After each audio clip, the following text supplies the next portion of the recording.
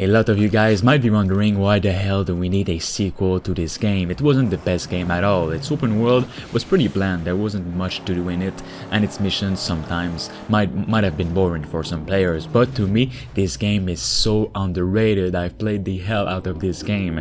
You might have seen my video on this game about 2 years ago, which got more than 1 million views, and I truly think Mad Max is a game that passed under a lot of people's radar.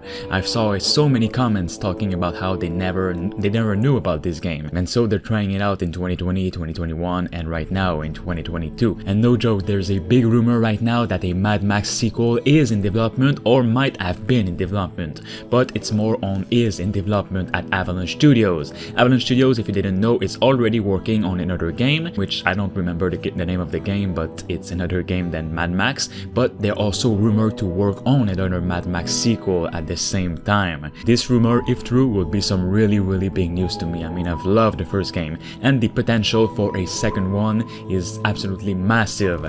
They've already got the Batman Arkham combat so well. They could just expand the open world and make some new locations, a completely new desert environment, some more combat features, and overall a brand new story. There's so much more to Mad Max than only Max. The lore is huge in this game. So let's get into all the new details that we have from this leak that I hope is true. I really hope it is. One thing to note is that a new Mad Max movie is in the works. I think it's been delayed, I think to 2024, so a new Mad Max game to be in development at Avalanche Studios would make perfect sense to me. It's the best thing that they could do to just create some hype and a new game. I think a lot of people want a new game from Mad Max. It's always something like this. People don't really like the game at release because it's bland and I don't know, it just wasn't what they were expecting, and now years later they're rediscovering the game and it's so much better than what they remembered. Here's the tweet that is talking about Mad Max 2 from someone who did photogrammetry for what is said to be Mad Max 2.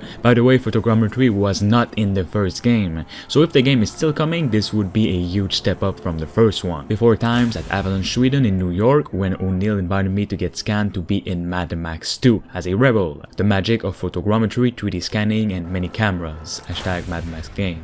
This tweet might have been unintentionally shared on Twitter, and now it's already too late because a lot of people jumped on it really quick. Considering that Avalanche Studios never said anything about a second game, well, this might be a tweet to ruin the surprise, or it might be from a cancelled Mad Max 2, but I'm still not sure about that. Avalanche knew from the very start that Mad Max wouldn't sell super well, but it didn't make it a bad game at all. The digital designer showed a photo of herself before the virus plan and that they were including her in Mad Max 2 as a rebel. This single tweet could totally mean that to me, what is one of the most underrated game of the last years is gaining a new project, and it's supposedly secret for now.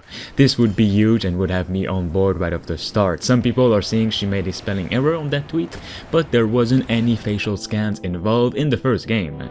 So no, I don't think she made a spelling mistake. Maybe the game is cancelled, maybe it's coming, or maybe she's messing things up with Avalanche's last game, Rage 2.